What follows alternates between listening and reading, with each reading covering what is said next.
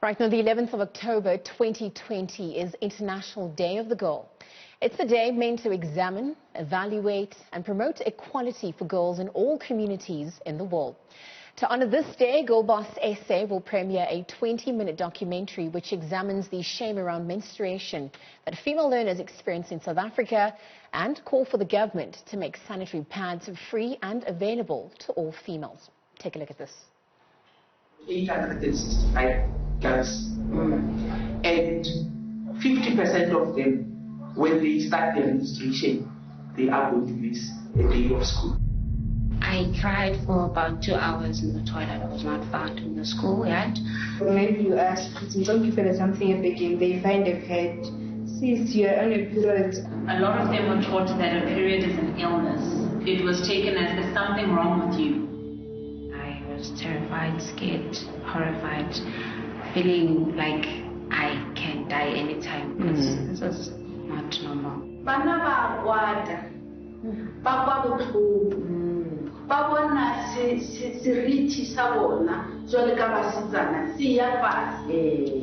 are girls out there who are underprivileged, who can't even have that 10 or 20 rand to buy pads. What would you want to say to government officials, especially in the health sector? Sex is a choice, and menstruation is something that is natural. Oh, I still don't understand and I don't get it. I don't get why it's taking so long. I don't get why there is no decision. Why is there not an urgency around the provision of sanitary pads? Like, I don't have to drop out of school because I'm pads. I have to go look for a job. I want to be comfortable going to the clinic and finding a box of pads. Yes. Well, to speak to us about this, we are now joined by Ntombenhle Khathwane, the CEO of Afrobotanics and Girl Boss. Ntombenhle, a very good morning. Thank you very much for joining us here on Weekend Dawn. I mean, ultimately, we all understand that the world cannot flourish if half of its population is at a disadvantage. And this is not just a female or girl problem. In fact, it is everybody's problem. So looking at the objectives and perhaps even the strides taken for International Day of the Girl since its inception back in 2012, what has been achieved to date? I mean, there's little that's been achieved because girls all over the world are still not able to live to their fullest potential. And even though International Day of the Girl was established in 2012, this agenda was set way back in the 1960s and reaffirmed again in Beijing in 1995. But still, we are not seeing basic things that should empower a girl and enable a woman to live her full potential come into being. So that includes the provision of sanitary pads, provision of quality education. Menstruation is just a shame. It's the subject of shame throughout the world, throughout communities, regardless of age, gender, and race or religion. So there is a lot that we still have to do, especially in this country. Women have opportunity only on paper. In reality, we do not. And speaking of which, we're looking at the various approaches that have been taken to address these narratives and also the political will or lack thereof to create this equal and equitable society that we all envision as per the Constitution. I want to look at some of those stigmas and taboos that currently permeate. I mean, menstruation is seen oftentimes as disgusting in some parts of the world, but I mean, it's the very means that we are all birthed and come to the fore, in fact, as human beings. So based on that and the theme for this year's International Day of the Girl, which is looking at my voice, our equal future, how did this documentary tackle some of those issues at hand? You know, we want to try and highlight what it is to be a young woman coming of age. The fact that menstruation, like you're saying, there would be no humanity, there would be no human past, present or future without menstruation. So this is a natural process that should be honored in actual fact. But many feel it is disgusting. A lot of the girls wish they didn't menstruate because it already diminishes their dignity and they feel it already diminishes their potentiality to make it in life. You know, they highlighted how many girls they know have dropped out of school to pursue some form of small job to be able to afford sanitary pads. Often families have to make the choice between buying sanitary pads for the girls in the home or buying bread or mealie meal. And oftentimes in South Africa right now, when a family can't afford to send all of its children to school, the choice is still to remove girls from school instead of boys. No child should be denied education in this country, but it does happen. And in a country where at least 50% of our parliament is women, I do not understand why sanitary pads are not available freely, where condoms are available freely. Even clinics do not have enough if girls come to ask for sanitary pads. And never mind that, in terms of education, girls in our education system still don't have enough information around menstruation, neither do boys. So we need our government to strengthen that aspect where every child understands what menstruation is, why a girl goes through menstruation. It doesn't make her weaker, it actually makes her the creative powerhouse of our country, and that should be honored. So yeah, there's a lot of things that young women are facing, challenges that young boys never start to face until they're adults, that our girls are facing today because they are female. Well, you've definitely alluded to the role of education and empowerment at large. And I mean, you spoke about some of the freedoms that exist, but what they're freedoms that exist on paper, because in reality, of course, equality and equity still seem to be an intergenerational struggle that we continue to fight the world over. You spoke about, access to feminine hygiene, and you spoke about it not only being a financial issue, but one of practicality and also attitudinal at large. So I'm looking at the role of government, the role of private sector in addressing some of these issues at hand. What is on the cards for the girl child and for women at large? As you mentioned, when you educate and empower women, the entire value chain benefits. The entire country benefits when women are given the ability to live their full potential. But, government and corporates are still doing it on a project basis. They'll have 3 million rand and they'll donate 3 million pads to society.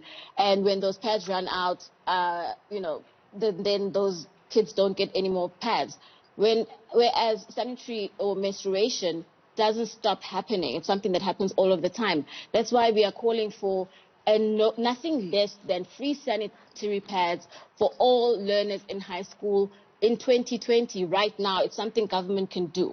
If we can provide condoms, and one of the girls in the documentary says that, sex is a choice. But menstruation is not a choice. So how is it that we are giving people free condoms for something that they have a choice over, whereas we're not able to give girls free sanitary pads for something they don't have a choice over, and it diminishes their dignity and their humanity and their ability to contribute fully to this continent and country, when we know right now we need every man on board to rebuild this country. No, Ntombenhle, we're definitely challenging the status quo of our flows at large. And through this documentary that obviously you were part of, coinciding with the International Day of the Girl, walk us through what the process of compiling it was like, the interview processes that held, and ultimately, where will it be showcased? How will it be received?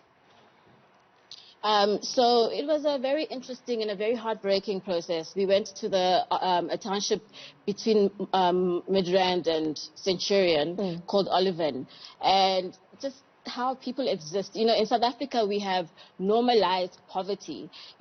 From basic sanitation, there's like, it's an environment where people shouldn't live, where girls shouldn't exist. Never mind the fact that they don't feel safe. Because for me, the lack of sanitary pads for girls and the shame around menstruation is a form of gender-based violence on girls. And they live in environments where physically they're being under threat anyway. We were lucky to partner with a children's home called Ntombenhle, and they were able to assist us by taking us to the school, the high schools there, the clinics there, and getting us to be able to talk to the young girls in the community. And we'll be premiering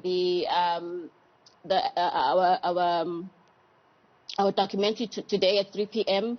on Girl Boss SA YouTube platform, Instagram platform, Facebook platform, and we've reached out to organizations like Global Citizen to also help us spread this. We've also established a petition, and hopefully everyone will start seeing that petition going around, asking government to make pads free for all school-going learners, because at least 30% of them miss school because of menstruation.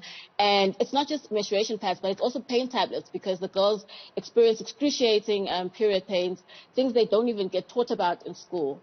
So we're really hoping for impact and seeing change, at least in this financial year of our government. Right, Ntombenhle, I'm going to leave the conversation by perhaps just asking you this one last question. I mean, when we speak of freedom, it's on a political, social, cultural, and economic and legal front for that matter. And I want to know from you, in terms of the conversations that you once sparked through this, and also looking at the intergenerational, challenges that we are facing, for this juncture, for our generation, taking on the baton that had been handed over, at least in a South African context, since that march back in 1956.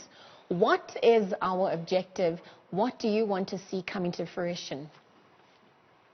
We would like to see total freedom and representation of everyone. Every life should matter equally in South Africa, meaning that everyone should have equal opportunity to economic opportunities, education opportunities, social opportunities. We need freedom in its fullest sense, so that everyone can speak their voice and contribute to the country. We need to take that baton. As women, we need to help bring equality by continuing to voice our concerns and make our contribution, because yes, it's a country run by men and they may not know or understand everything, so we need to step up and go there and speak up and not be defenders of patriarchy as if it's normal. If our parents suffered an issue and we are still suffering an issue, it means it is not right. We need to end patriarchy and the limits that it has on the potential of women and the potential of this country. This country has a potential to be an amazing, amazing, amazing place, and we need to unleash and unlock that by unleashing and unlocking equality and equity totally all around. Well, Ntombenhle, you definitely, with that conviction, challenging these social constructs that, of course, not only permeate a South African context, but the world over, and obviously educating and empowering men and women, the girl child and boy child at large, through your latest offering, which, of course, is about looking at the shame surrounding menstruation that female learners experience in South Africa. That documentary premieres at 3 p.m. today. As she mentioned, CEO of Afrobotanics and Girl Boss Ntombenhle Khathwane speaking to us about that documentary, which is entitled Unmask Period Shame, again to honor International Day of the Girl.